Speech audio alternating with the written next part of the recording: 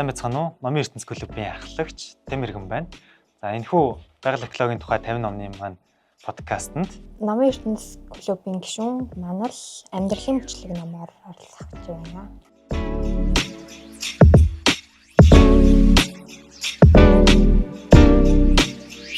За манлаа чи яг над номныхоо зохиолчдын талаар бас багс мэдээлэл хуваалцаж. Энэ зохиолч ихээсээ илүү хэвлэлийн газар гарсан. Тэгээд Darling Kindersley гэдэг хэвлэлийн газар Америкт ерөнхийдөө бол алдартай. Тэгээд энэхүү газар нь одоо байгаль дэлхийн бол амьдралын эрх холбоог танин мэдсэн сонирхолтой баримтуудаар баяжуулаад гаргасан. Яг үгээр алдартай газар юм байна тийм. Ахаа. За тэгвэл яг энэхүү ном дээр яг юуны талаар гардаг юм?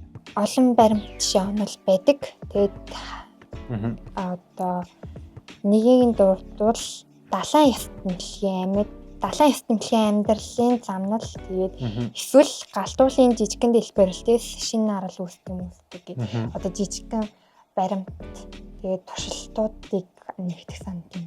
Одоо тийм цогц мэдээллүүдийн одоо тань цуглуулга гэж хэлэх юм байна тийм шинжлэх ухааны үндэслэлтэй. Тэгэхээр манлаа яг чиний хувьд наад номноос чинь хамгийн их одоо таалагдсан хэсэг чинь яг ямар хэсэг байв? Гарын ертөнцийн үүсэл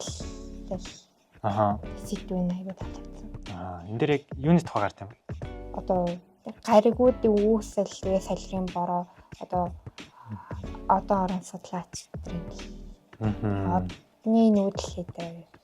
Сая миний ойлгосноор бол далайн яст мэлхийнээс ахуулаад бүр гариг хэсгэхээр бүр яг нийт гариг ертөнц яг ертөнц дээр байгаа бүх юм яг бүр томоос эхлүүлээд баг хүртэл бүгдийг тайлбарсан тийм ном юм уу тийм? Ерөнхийдөө бол тийм. Гэхдээ энэ дээр 5 чиглэлээр тайлбарсан.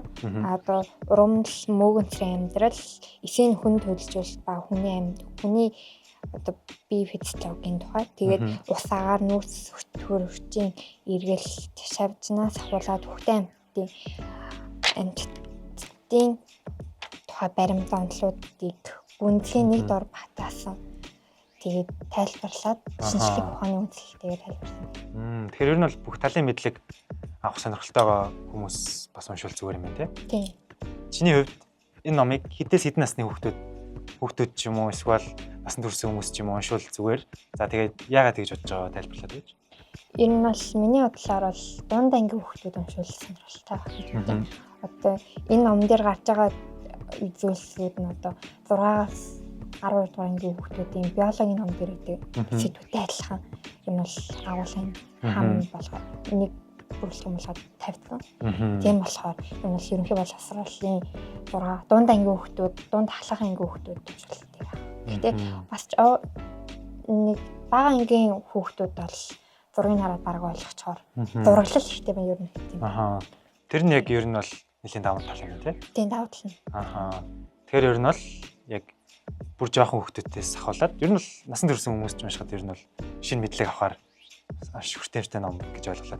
Гэхдээ бас одоо бүр жоохон хүүхдүүдээс 4-5 насны хүүхдүүд болохоор нэг тийм 6-аас ер нь бол уншаад сурсан хүүхдүүд л уншихад ямар ч асуудалгүй. Тийм. Тэгээ бас зурагтай.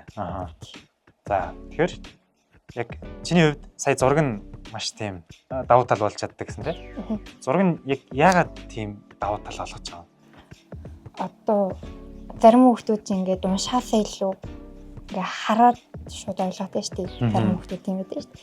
Тэгээд тэр хүмүүс айгүй нэг тийм тухтай уншаад айгүй амархан. Тэгээд тэр нь болохоор ингээд нарийн одоо нэг баримт гэхэд тэрнийх нь хажуудал нь ингээ яг бүр ингээ зургийн шууд хараа шууд ойлгохоор тийм хөө зургалтай. Тэгээд текстийн бараг уншааргүй уншаас өмнө бараг зургийг хараад ойлгоцохоор амар ойлгомжтой зурагтай. Тэгэхээр яг зураг нь хэр гэгээлэг одоо хэр тод байна? Одоо гадна талын хавцыг харвал бараг ойлгомжтой дөө. Наран хэсэг байнг үлгэрүүлээд тэртэй. Энэ ном дээр бас үлэг гөрөл гарах уу? Гарна. Тэрний нөгөө гариг үүслийн юм дээр. Одоо энэ ном байгаль экологи гэсэн манай сэдвтэй яг яаж холбогдож байгаа вэ? Энэ ном нь одоо хорвоо ертөнц дэлхий гариг ертөнцийн бүхэл эрх холбоог одоо дис дараатайгаар нь тайлбарлаад дэлгэрэнгүйгээд тайлбар. Энэ бол хорвоогийн үндсийг ингээл эхнээс нь 0-аас 100 хүртэл ингээ бүгдийн судлаад тавьсан тийм. За энэхүү дугаарт маань цуг оролцсон Маналда маш их баярлалаа. За энэ хүртэл үзсэн бүх үзэгчдтэй маш их баярлалаа. Мөн манай дараа жилийн 50 номны маань жагсаалт санал хүсэлтээ авч ирсэн. Та бүхэн манай номын ертөнц клубын нээлттэй Facebook хуудасаар ороод өөрсдийн санал хүсэлтээ илгээх боломжтой байгаа шүү. За дараа уулзтлаа түр баяр таа.